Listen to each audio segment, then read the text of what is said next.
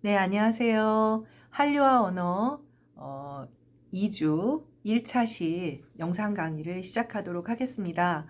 코로나 시절이긴 해도 그래도 그 소규모 그 강의 같은 경우는 대면 강의도 좀 있고 그래서 그런지 선생님 여기 그 처장 선생님 학생 처장 하고 있다고 했잖아요. 처장실이 이제 누리관의 그 2층에 있거든요. 그래서 그런지 누리관은 좀 아무래도 강의실보다는 여러 가지 우체국도 있고 퀴즈노스도 있고 그래서 그런지 좀 활기가 넘치고 또 학생처랑 바로 옆에 있는 학사지원팀 등도 이렇게 학생들이 또 찾아와서 증명서도 떼고 문의도 하고 해서 그래도 조금 대학의 개강 같지 않나. 아직은 늘 적막강산입니다만은 어쨌든 개강 일주가 지났습니다. 온라인으로든 오프라인으로든 이제 그 여러 가지 학업 부담이 점점 있지 않을까 싶어요.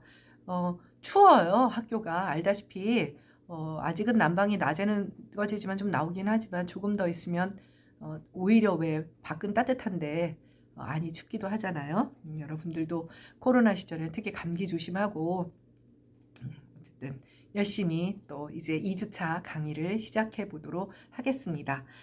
강의 자료 이제 PPT 자료 이제 선생님이 올려놨는데 보다시피 한 15쪽에서 20쪽 정도 안에서 이제 해결을 할 것이고 기말고사는 결국은 오픈북이지만 따로 특별한 교재가 없어요. 그러니까 강의 열심히 듣고 또 그리고 이제 PPT 자료들 좀 공부해 놓고 그러면 여러분들은 비교적 좋은 성적을 얻을 수 있지 않을까 합니다. 네, 저 이제 2주차 한류어 언어 두 번째 2주차 그 PPT 자료에 이쪽을 보시면 이제 지난 시간에 이제 서설적으로 이제 한류와 언어, 그러니까 이 수업은 한류라고 하는 어떤 일종의 그 대중문화죠, 대중문화.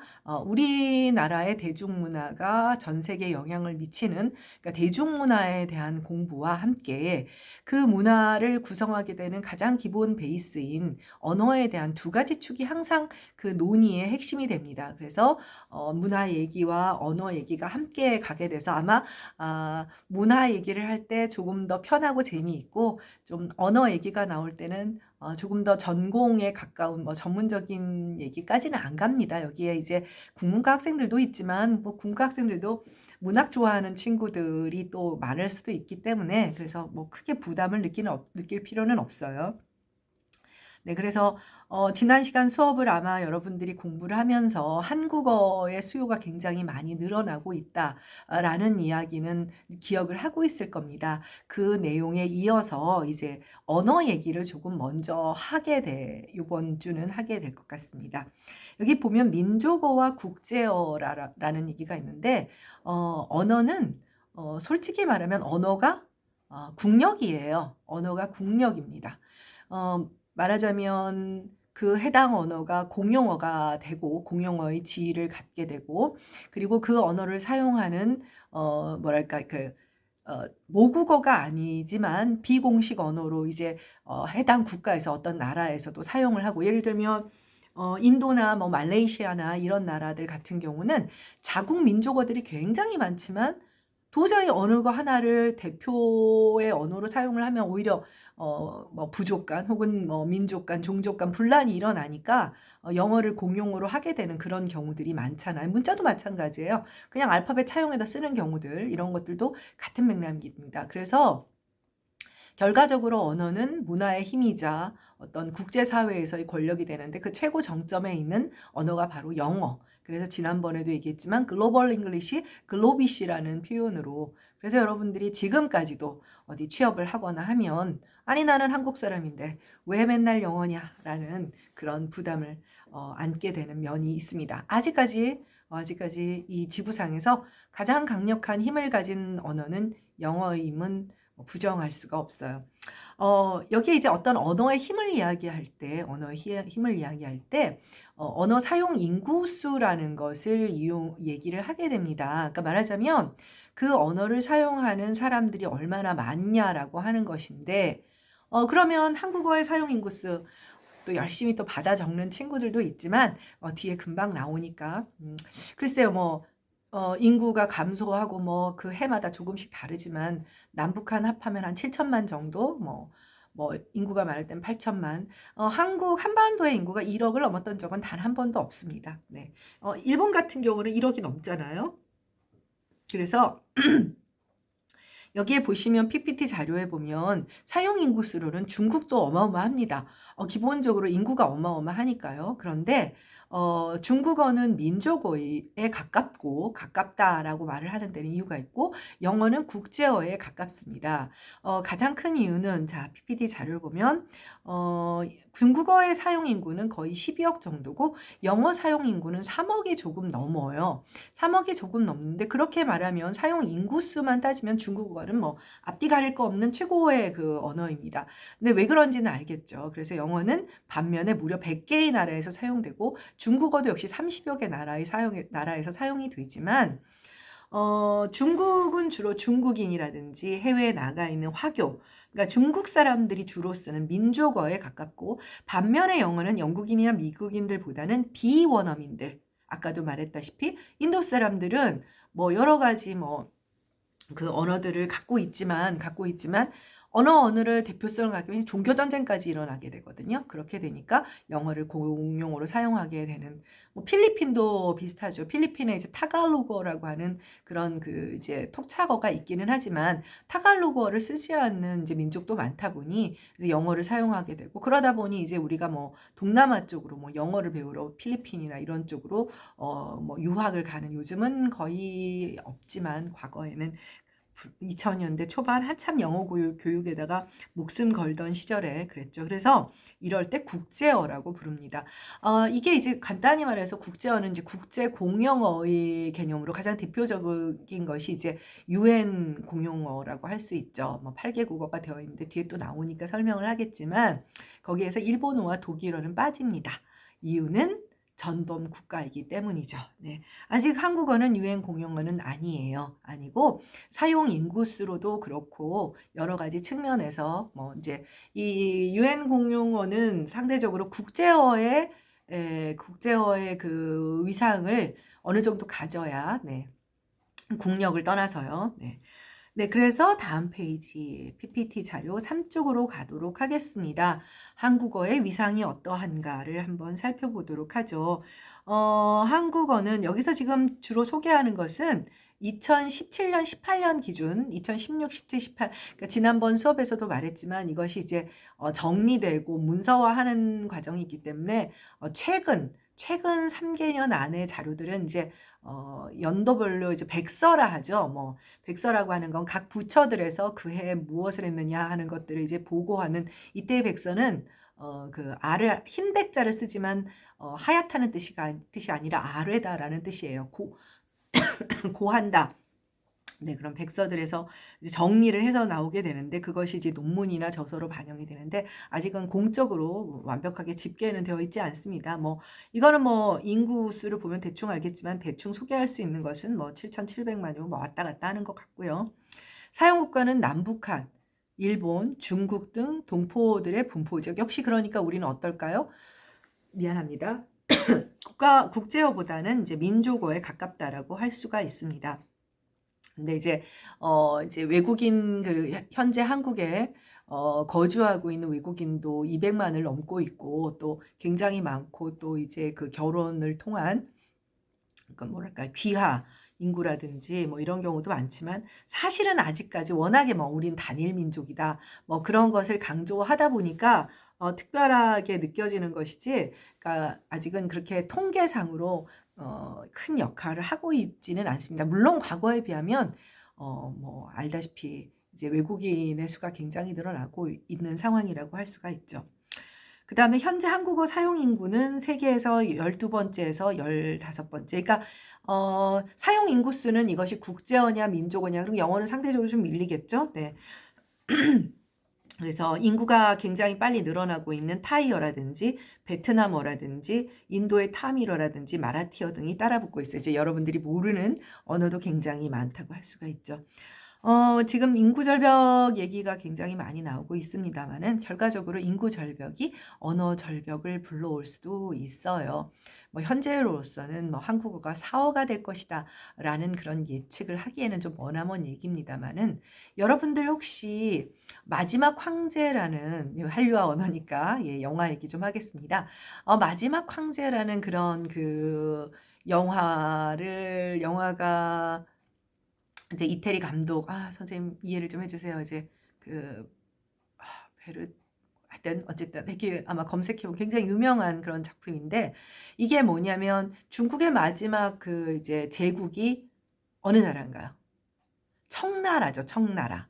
한, 수, 당, 송, 원, 명, 청. 이게 이제 중국의 통일국가입니다. 물론 진시황이 제일 먼저 이게 진나라죠. 진나라가 이제 통일국가를 만들고 그 다음에 진 이후에 한나라가 나옵니다. 한나라도 전한과 후한이 있고 이제 여러분들이 알고 있는 혹시 초한지라고 기억납니까? 유방과 그 다음에 이제 그 갑자기 이제 선생님이 정말 정신이 오락가락하네요. 네.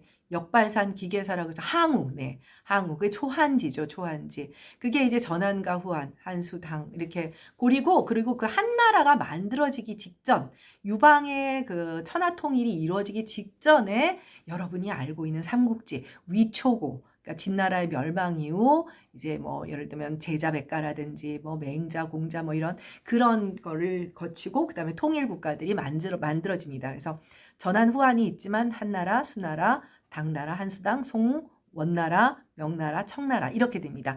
그래서 중국의 제국의 마지막이 청나라인데요. 중국의 그 중국 대륙을 통일했던 그런 그 통일 국가들 가운데 한족, 중국의 한족이 아닌 자기 나라 그 중국의 한족이죠. 한자를 쓰는 한족입니다. 그 한족이 아닌 이민족의 통일 국가가 두 나라가 있습니다. 손 들어보세요. 누가 아는 사람 없어요? 네. 두 나라가 있는데 몽고족이 만든 원나라와 그 다음에 만주족이 만든 청나라, 마지막 황제, 즉 마지막 제국은 청나라이고요. 여러분들 변발 알고 있죠? 변발. 앞머리 이렇게 잘라버리고 뒤에 머리 닦고 다니는 그 변발은요. 청나라의 만주족의 풍습입니다. 한족의 풍습이 아니라서요. 그래서 중국도 원체 이제 지난번 수업에서도 말했지만 중국은 그 이민족을 지배하면서 통일국가를 만들어 왔기 때문에 뭐 한국도 우리나라, 뭐 한글도 우리 거, 김치도 뭐 우리 거, 뭐 이런 면이 없지 않아 있기는 합니다. 네. 그러니까 뭐 고대 문명의 발상지다 보니까. 그래서 왜 청나라 얘기를 선생님이 이렇게 오래 하냐. 이 청나라는 결국 만주족의 나라니까 만주족은 무슨 언어를 썼을까요? 만주어를 썼겠죠. 이 만주어는 알타이어입니다. 한국어와 계통적으로 아주 가까운 우리가 흔히 한국의 역사에서 북방 오랑캐라는 얘기를 굉장히 많이 하는데 이제 사실 중국의 입장에서 보면 우리는 동이족, 동쪽 오랑캐예요. 이 이자가 오랑캐 이자거든요. 동쪽 오랑캐인데 어쨌든 이 북쪽 오랑캐 우리를 늘 침략한다고 생각하고 저기 중국에 본토하는 저 오랑캐 무리들라고 했던 여진족, 말갈족, 거란족, 만주족 이런 사람들이 소위 말해서 알타이어고요.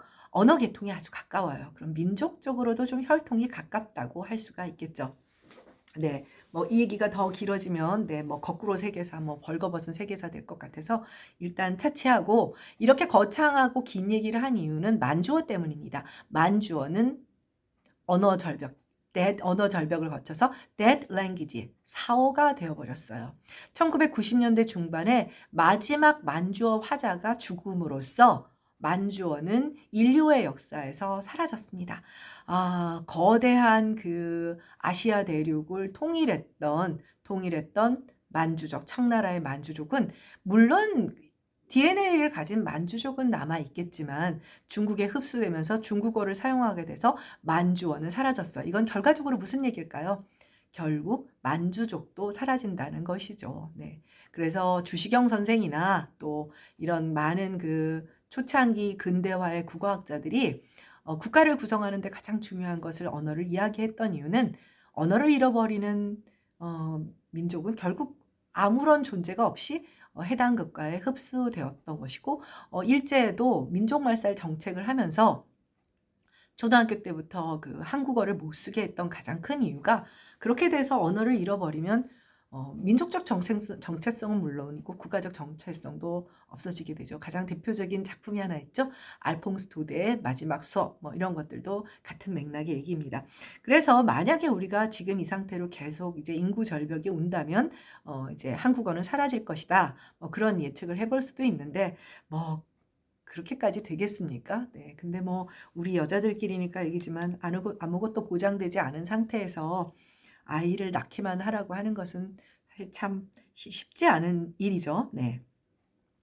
네. 그다음에 그다음 단락에 보면 한국어 교육을 장려하는 것도 중요하지만 한국 문화에 대해 긍정적이고 낙관적인 평가를 통해 자발적인 한국어 수요를 만드는 것이 중요하다. 굉장히 중요한 겁니다. 문화는 위에서 아래로 흐릅니다. 이때 위라고 하는 것을 뭐 어떻게 평가를 해야 될지 모르겠지만 예를 들면 중국의 많은 문화들이 한국과 일본과 주변 뭐 아시아뿐일까요? 온 유라시아 대륙에 영향을 미쳤습니다. 고대 문명의 발상지, 그리고 고대 문자의 발상지, 네, 문명의 발상지, 문자의 발생지. 네, 이것은 같은 맥락입니다. 그래서 위에서 아래로 흐르는데 그렇다면 우리가 생각할 것은 선생님이 태어났던 1960년대, 70년대 먹고 살기 힘들어서 살았던 때에는 우리는 뭐 당연히 헐리우드 영화와 또 미국의 뭐 여러 가지 방송국에서 송출하는 TV 프로그램들, 그다음에 영미 팝을 받아들일 수밖에 없었죠. 그렇다면 역으로 한류가 확산되는다고 하는 것의 의미는 무엇이냐? 물론 1990년대 후반에 국가적인 국책 사업이 있었다라는 얘기는 이미 여러분들한테 했지만 그게 국책으로 해서 이런 것들이 쉽게 확산되지는 않습니다. 않죠. 여러분들도 누군가의 팬이었던 적이 꼭 덕후까지는 아니더라도 선생님이 요번 주 수업에서 선생님이 어린 시절에 꽤 좋아했던 그룹을 소개를 할 텐데 당연히 이제 영국 그룹이었어요. 근데 이제 이것도 사실은 굉장히 자생적이고 자발적인 것이죠. 그걸 통해서 수용을 하는 것이기 때문에 그래서 한류 확산에 갖는 의미에 대해서 우리가 한번 생각해 볼 필요가 있습니다. 네, 사쪽. 네, 그렇다면 물론 강제적으로 너 한국어 배워. 그리고 한류 문화를 받아들여. 이거는 아니지만 기왕이면 한국어 화자로서 또 여러분들 여기에 지금 한류어 언어를 찾아 듣는 친구들은 타전공 학생들도 아마 한국어와 한국 문화에 깊은 관심을 갖고 있는 친구들일 거예요. 그렇다면 뭐 배우러 왔으니 내가 뭐 저기 몬스타엑스 때문에 한국에 대해서 관심은 가졌지만 한국어 배우고 싶어요. 그러면서 이제 학문 목적으로 학자가 되기도 하고 또 뭐 한국과의 그 어떤 문화 교류에 아주 민간 가교 역할도 하게 되는 거 아닐까요? 그렇다면 배우고 싶은 사람에게는 배움의 기회를 주는 것이 이제 중요한 그런 어떤 한국과 한국어 사용자의 뭐 책무라고도 할 수가 있겠죠. 그래서 한국어 교육을 정의를 한다면 한국어로 의사소통을 원활히 할 수 있는 능력을 기르는 교육입니다. 우리 저기 국어국문학과 말고 우리 학교에는 없지만 국어교육과라고 하는 데도 있어요. 다른 학교에 이제 사범대학에. 그럼 국어교육과는 뭐냐면 국어로서 의사소통. 이게 무슨 얘기냐? 자, 국어교육과는 기본적으로 모국어 하자에게, 국어가 모국어인 사람들에게 교육을 하는 것이고요. 한국어 교육은 한국어가 모국어가 아닌 사람에게 교육을 하는 거예요. 그렇기 때문에 기본적인 개념은 그렇습니다. 기본적인 개념은 그렇고, 그렇기 때문에 국어 교육과 한국어 교육은 전혀 다른 그런 그 프로그램으로 운영된다는 것을 알아야 해요. 물론 이 수업은 여기에 논의가 너무 집중되면 여러분들이 재미가 없을 테니 일단 그렇게 알아두도록 하고요. 한국어 교육학과는 외국어로서의 한국어와 한국 문화를 가르칠 수 있도록 교육하는 학과. 네, 아직은 한국어 교육학과가 그닥 많지는 않습니다. 왜냐하면 아직은 이제 이게 그야말로 메이저가 될 것이냐 말 것이냐의 문제가 있는데 향후 대학 개편과 대학의 뭐 위기를 타개하는 문제들에서는 이런 고민을 해볼 수가 있겠죠. 네, 그리고 한국어 교육 능력 검정 시험이라고 하는 것이 있습니다. 그래서 이 시험은 외국인에게 한국어를 교육할 수 있는 교원의 자격을 부여하는 시험입니다.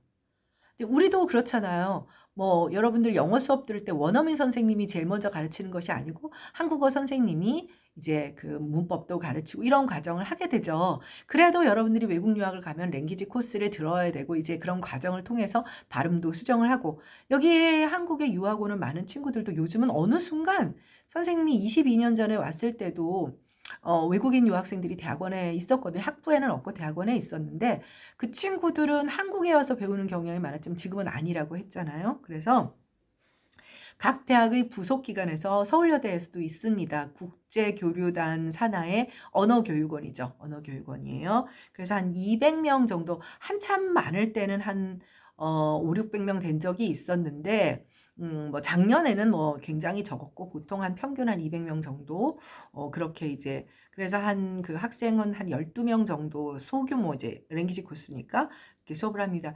아 이게 작년부터 지금 이제 외국인 학생들이 못 들어와서 굉장히 타격을 받고 있는데 연대의 재정 수입의 두 축 하면은 연대 연세어학당과 그리고 세브란스 병원이다라는 말이 있을 만큼 한때 이제 외국인 유학생들이 굉장히 많이 들어올 때 연세어학당 이제 연대가 그런 부분에서 굉장히 앞서간 면이 있어요. 그래서 이제 연세어학당 이제 아주 굉장히 외국인들 사이에서도 유명하고 연세어학당 다닌다라고 하면 뭐 되게 사실 뭐 특별히 뭐 어떤 뭐 자격 조건이 있는 것은 아닌데 네 그래서 그럴 만큼 외국인 유학생들이 많았고 그다음에 그 한국어 교사를 하는 그 선생님들도 많았는데 이제 지금 코로나 때문에 전 세계적으로 이런 부분들이 국제 교류라든지 국제 협력 부분 뭐 이런 부분들이 굉장히 타격을 받고 있는 상황입니다. 일단 뭐 언제까지 이렇게 가지는 않을 테니까 이제 여러분들도 알아둘 필요가 있고요.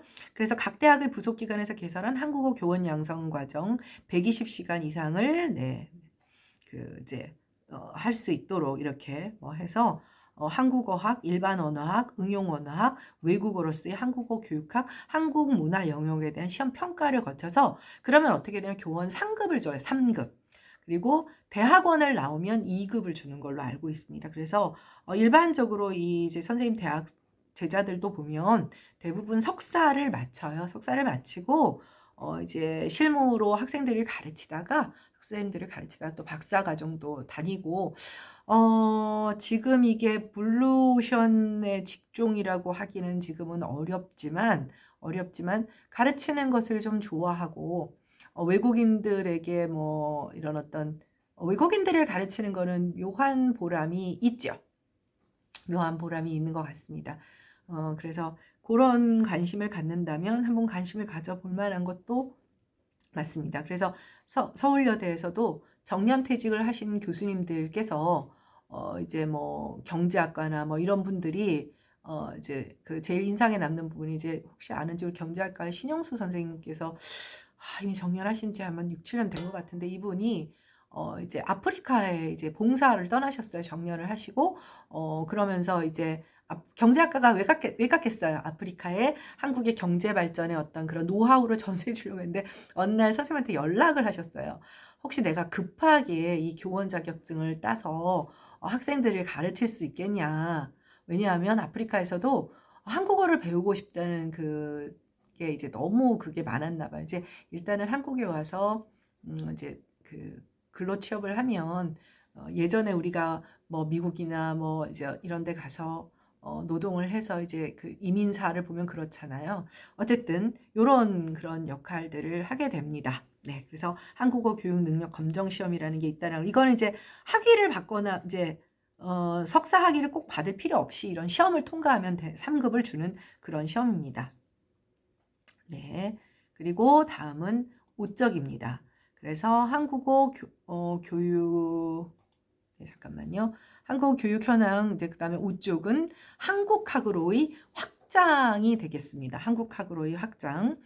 한국학으로의 확장이라는 건 무슨 얘기냐면 처음에는 언어를 배우죠. 근데 모두 언어에만 관심을 갖는 것은 아니잖아요. 문학 작품도 보고 싶고 또 한참 보다 보니까 뭐 궁궐의 건축에 대해서도 관심이 갖기도 하고 한복에 대해서도 뭐 식품 문화 이렇게 되다 보면 이것이 이제 한국학입니다. 어떤 나라에나 뭐 일본학이라든지 그래서 그 2000년대 초반만 해도 에펠탑 옆에 이렇게 가보면 그 일본 문화원들, 이제 문화원이 그런 역할을 하게 되거든요. 어떤 나라든. 근데 이제 지금은 좀 낮았지만 아직은 한국이 이제 일본만큼의 아직은 경제력이 안 되다 보니까 이제 문화원 운영들이 이제 과거보다는 굉장히 활성화되고, 그런 데서 이제 전반적인 한국학을 소개를 하게 되는 것이죠. 우리나라도 여러분들은 잘 모르겠지만 과거에 7, 80년대에 이런 고급 문화에 대한 향수, 이제 그 당시 우리가 생각하는 고급 문화는 영미 문화, 유럽과 그 다음에 미국의 문화예요. 학문가 뭐 다 동경하고 뭐 미제다 그럼 뭐 프랑스제다 이런, 그랬던, 지금하고는 다릅니다. 국가적 자부심도 없고 뭐 그런 어떤 민족적 열등감에 찌들어서서 힘들게 살던 7, 80년대에는 그런 것을 채워줄 수 있는 것이 뭐 프랑스 문화원, 독일 문화원, 이런 그 대사관 옆에 있는 문화원들에 가서 영화를 배우고 보고 언어를 배우고 있는데, 이제 역으로 이제 그런 역할을 하고, 일본이나 이런 데는 자본이 많다 보니 이제 요지에서 그런 사업들을 많이 했죠. 한국도 지금은 많이 그런 사업들을 하고 있는 것으로 알고 있습니다. 여기 한국학으로 확장해 보면 2018년 해외 한국학 백서, 아까 말씀드렸죠. 하얀 흰백이 아니라 흰백의 두 번째 의미가 아뢰백자, 이제 보고서라는 뜻입니다. 백서라는 말은. 그래서 해외에서 뭐 이거는 여러분들이 이 수치를 외울 필요는 없어요. 뭐 시험에 대비해서 또 궁금하다면 이만큼 확대되고 있다. 뭐 대학 공부에서 우리가 뭐 수능도 아닌데 이런 외우는, 그러니까 이렇게 늘어나고 한국에 대한 한국 문화에 대한 관심이 이렇게 늘어났다라는 것을 이제 기억을 하면 됩니다. 해외에서 네, 잠깐만요. 한국어 강좌를 운영하는 대학과 연구소가 거의 2배 가까이 늘어났다는 것, 그리고 해외 한국학 운영 강좌가 지금으로 따지면은 거의 뭐 20년도 전이지만 지금은 더 많아졌을 가능성이 크죠. 여기에 큰 역할을 한 것이 사실은 좀 그 K-팝이 큰 역할을 했고, 거기에 이제 기름을 부은 것이 이제 그 BTS라고 할 수가 있습니다. 네, 뭐 정말 네, 훌륭한 청년들인데 탈선하지 않고 좋은 이미지로 평생 갔으면 하는 그런 그 뭐랄까요, 어느 정도 국뽕이 있는 여러분의 스승의 바람입니다.